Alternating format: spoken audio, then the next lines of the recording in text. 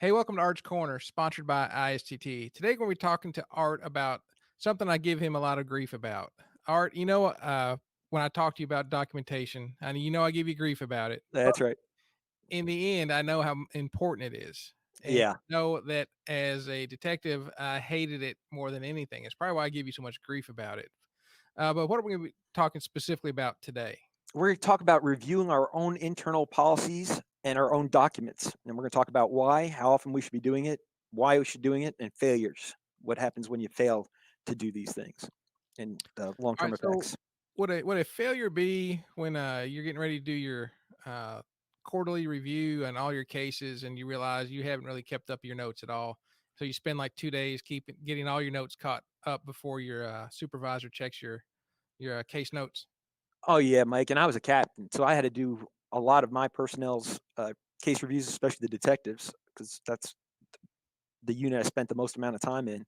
And Mike, we're going to make fun of the police for just a second. You ever, when you got your reports from your detectives, did you have the one cop that he'd give you 3 pages on a stolen bike report? Oh, there's several of those. Several of Yeah. those. And then did you find the officer that gave you one paragraph on a homicide? Unfortunately, many of those. Right. So that's More what we're going more to than talk about. the 3 paragraphs. Yeah, yeah, 3 paragraphs on the someone left a bike on their driveway and it got stolen overnight. And meanwhile, that looks like a federal investigation. And then you got a homicide and you get a paragraph. Well, let's not do the paragraph. And there's nothing wrong with the 3 pages on the stolen bike report, except for the fact that, do you need the 3 pages? Are you muddying the water? And is it relevant? Okay. I'll give you an example. I read a report one time from one of my guys, and he put in the report that one of the witnesses' wives, one of the witnesses, that man's wife, had a favorite ice cream or something, and he actually put in there that the witness went to the store to buy his wife ice cream or something specifically that she wanted from the store, and we put that in the report. As he was driving by the scene. Okay, that's great, but I don't know. The wife of a witness, her favorite ice cream or whatever it was, that's not anything we really need to capture. Let's not waste our time on that, and let's get to, hey, what was the car description you saw the suspect in? That's more relevant. You see what I'm saying, Mike? Have Yeah, you had those kind of reports? I've seen them. I've seen them several times. So, kind of speaking of time, uh, how often do you need to have these Uh, done? it all depends on what we're talking about, and like I said, this is a large HIPAA itself is a large subject, and we are only hitting the high points and giving people an understanding of how complex this can get, and that's why you need good IT help.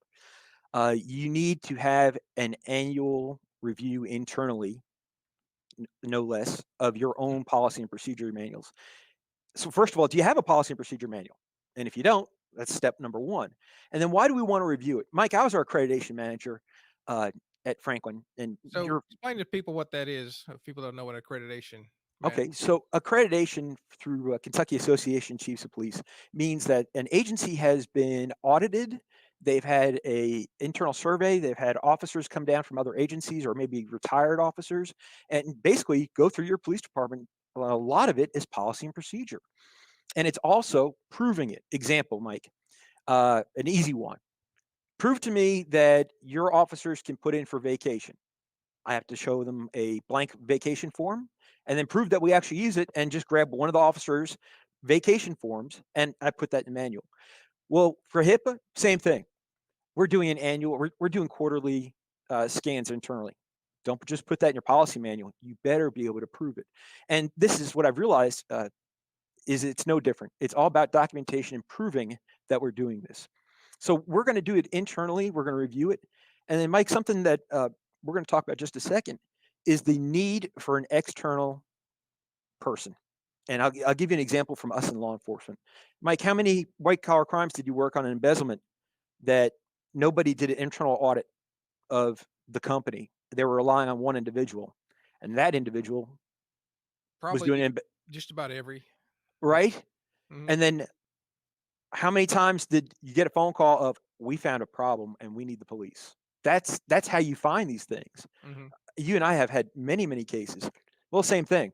We're going to review ourselves first, but then it's also necessary get someone from an outside source, and you know what, we'll do a podcast on that sometime. We'll get one of my favorite auditors to get involved with this.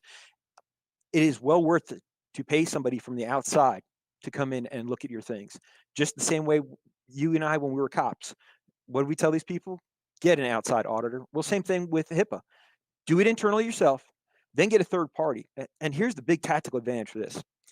Someone audits me and ISTT on HIPAA stuff. Happens every year.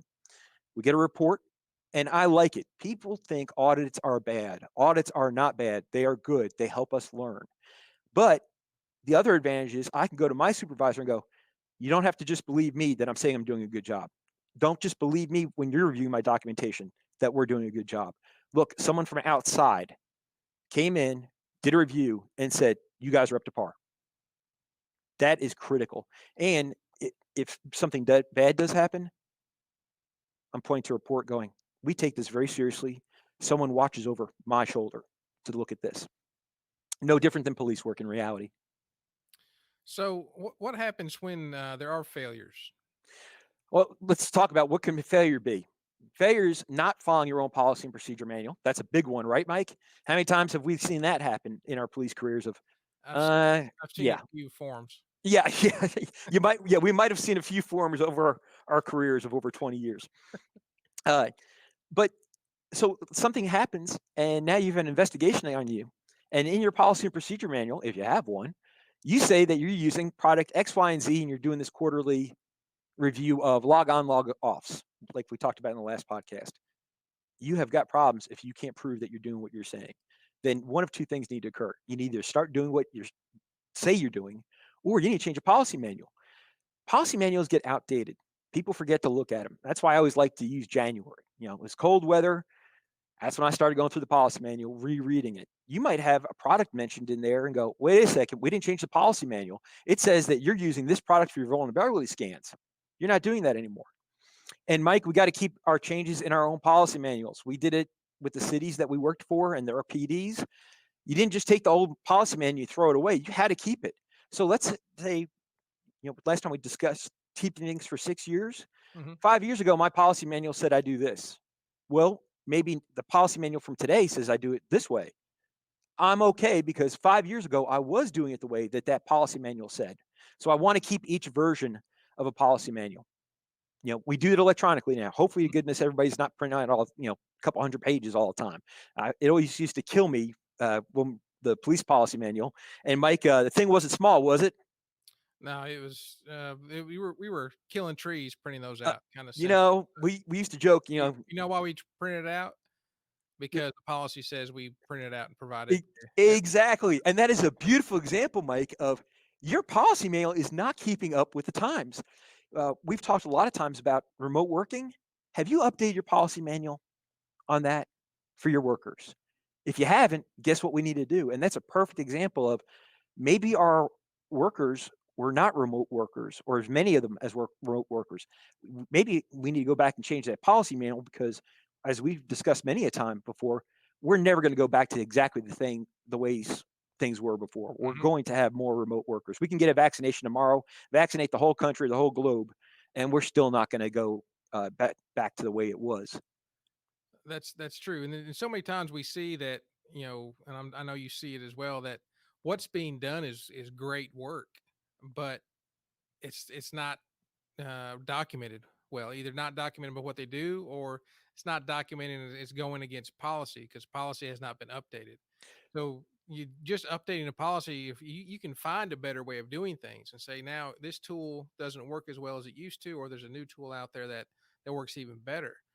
But if you don't document what you did and when you changed it, then if like we said before, if you don't document it, it doesn't happen. That's right. So if something happens, something bad happens, and I've been involved in many court cases as you have. They can sit down and take hours and days and years to go through everything you've done and nitpick it to pieces. And having something like that out there to say you've done it, you're doing a good job, you're doing it right, but you weren't following policy, That's can, right. can And be something they hang their hats on. Mike, you ever been on the stand, went for your notebook, and then had an attorney request you hand it over right there on the spot? Yep. Yep. There you go. Oh, you referenced the note. I want to see everything you got there. Once again, that's documentation. Do you think it could be embarrassing to that officer? And we're using that as an example, but same thing in HIPAA of, hey, in that documentation is something that does not reflect well on us. Why are we doing this? Maybe we need to change the way we're doing things. How many times have you been on the stand, Mike, and someone asks you about what day did a suspect tell you something, and that was 5 years ago? Yep, and you better have it wrote down. No different. 5 years ago, 5 years from now, I have no idea what tool I was using at ISTT on my vulnerability scans.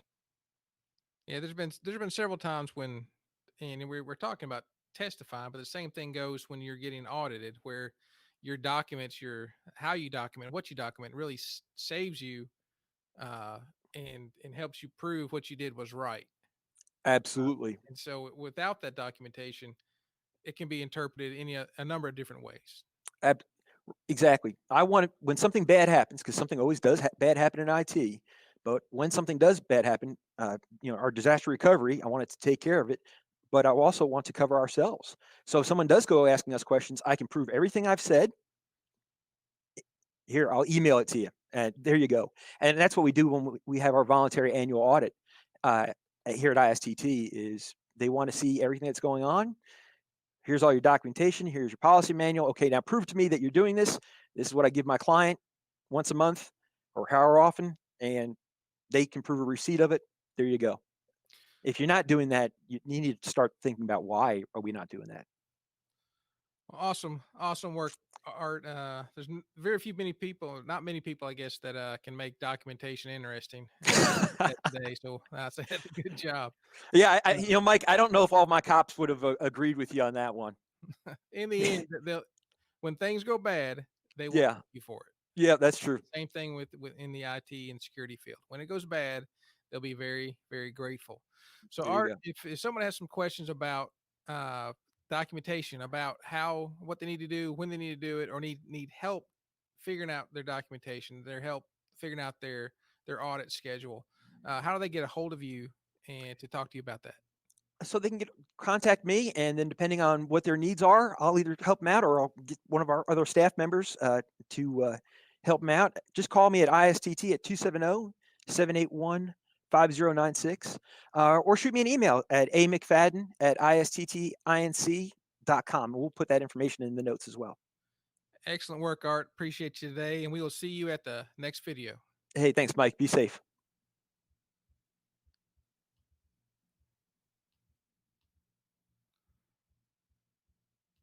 Done.